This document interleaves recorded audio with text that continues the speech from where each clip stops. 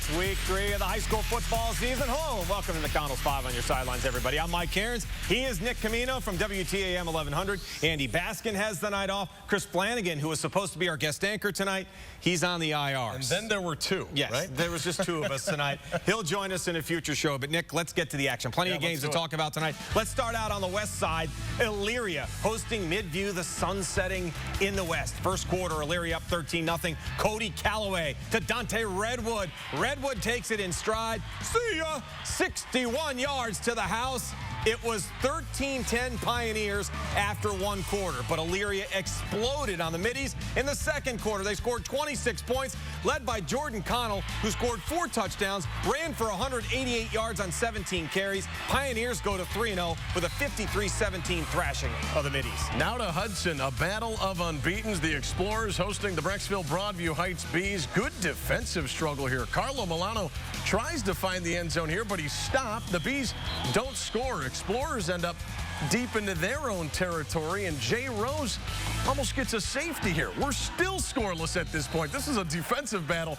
Second quarter, though, Tim Tupa gets his Bees on the board, calling his own number. The quarterback sneak from 1 yard out. It put BRECKSVILLE up 7-0, but Hudson remains undefeated with a 15-14 win in double overtime. My guy Ron Wright electing to go for the 2-point conversion and the win. What a game. Great call. Great call. Let's head to Bedford Bearcat Stadium. Bedford hosting the Bengals of Benedictine. Third quarter, Bengals on the move. Justin Lane rolls right, connects with Matt Merrimie, who goes down the sidelines deep into Bearcat territory. Later in the third, Bedford finds the end zone. Jethel Ware looking for Stephen Moore in the corner. Touchdown. Great catch for the score. Bedford wins it 23-0. All right, time now for our Game of the Week matchup. Longtime rivals tonight, Mentor-Euclid. Yeah, and it was critical, Mike, because both of these teams needed a win. Mentor trying to bounce back after that loss to Ignatius last week. Meanwhile, Euclid looking for their first win of the season. This was big here. Let's head out to Sparky DiBiasio Stadium in the third quarter. Cardinals already up 27-0. Connor Krasanchik going deep here for Brandon Fritz, but a nice break up there by number 11, Ryshawn Johnson. Eventually, Mentor got going some more, though. Krasanchik rolls to the left here and connects with Corey Plavkin. That breaks a tackle there, and they go up 33-0 at that point. Mentor got a big game from running back Eddie Daugherty, who had 2 rushing touchdowns. The Cardinals win 36-0. Our high school football insider, The Breeze, spent the night in Euclid, and he has the star of the game. The surprising thing about this game was Mentor was ahead 27-0 at halftime and did not have a passing touchdown.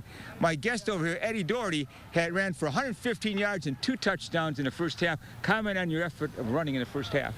I was just trying to get out and do what we usually do. It was a lot of the offensive line were doing amazing today, and I just tried to do what I can do to score. You had 2 breakaway long runs, one of 34, one of 40. What enabled you to break away and clear?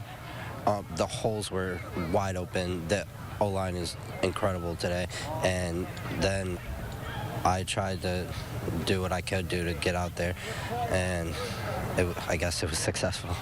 Thanks a lot, Eddie. It's time to breeze along. Now, back to the station. Thanks, Breeze. He almost found a football player that was smaller than him. Keep looking, maybe next week. To the west side, North Ridgeville taking on North Olmsted. Rangers are down 21-14 at the half. First possession, second half. That's quarterback Jason Lucas runs in from 14 yards out to tie the game. Next possession, it's Lucas again. Fakes out the cameraman, pointing a finger at me. And he goes 24 yards for the score. 28-21, Rangers in front. But North Olmsted behind quarterback Brad Novak would rally in the fourth quarter for the 35-28 win. Welcome back to McDonald's 5 on your sidelines. The battle for the Little Brown Jug. Perry hosting Madison. After a scoreless first quarter, Perry taking it into the end zone on the pass from Ryan Cahoon to Kyle Bayer. 6-0 Pirates with the lead, but it was all blue streaks after that. Madison would score the final 34 points of the game, and they would hold on to the Little Brown Jug 34-6, the final. We stay in Lake County. Wycliffe hosting Brooklyn. Wycliffe Boy, they really got out to a great start here. Brandon O'Hara gets some blockers out front and goes through the left side. He scores there. They were up early in the second quarter. Blue Devils go to the air again. This is Billy Klein off the play action to Anthony Gray. A 15-yard touchdown, 14-0 Blue Devils. Wycliffe rolls up 61 points, and they throttle Brooklyn 61-28.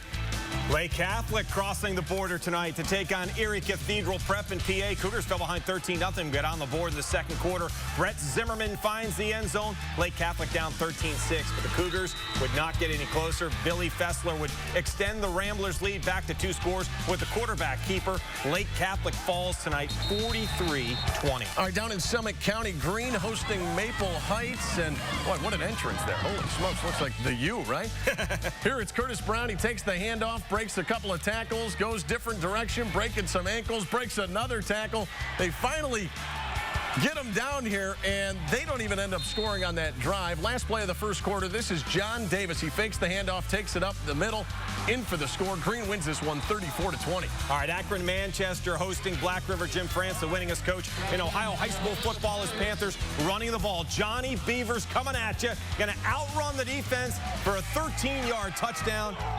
Boy, it was all Beavers all night, and he takes it up again. Breaks loose. He's headed for the end zone. Tyler Smith going to trip him up at the 2, but that would set up Austin Klein for the score. Manchester rolls tonight 56-13. All right, we go to Portage County. Ravenna hosting Louisville. How about the Ravenna Ravens unveiling this new blue turf, looking like Boise State here. But look at this. That's Warren Bradley. That put Ravenna, they were down 16-0 at that point, but it was this play ended up being called back because of 2 different penalties. A little bit confusing there. Louisville was not intimidated by that good-looking blue turf, though, as Connor Zwick with the 39-yard touchdown pass here to Alex Holofield. Louisville wins 36-22.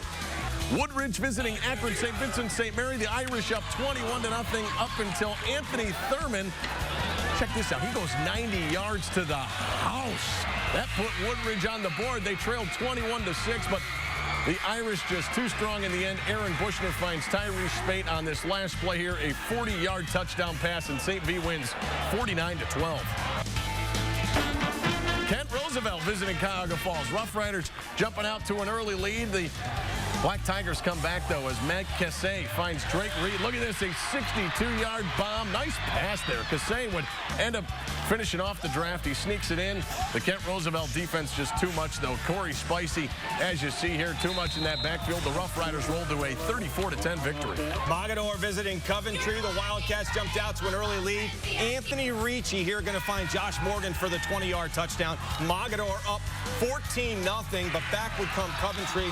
Anthony Ricci's picked off by Zach Lake, and he takes it to the house. That made it 14-13. Mogador able to hang on, though. 28-21 is your final. What a week. Crazy, huh? Oh, my goodness. That'll do it for this edition. Week number 3, McDonald's 5 on your sidelines. Andy will be back next week, as will our guest anchor. Join us next Friday night. Have yourself a great weekend. We'll see you next week.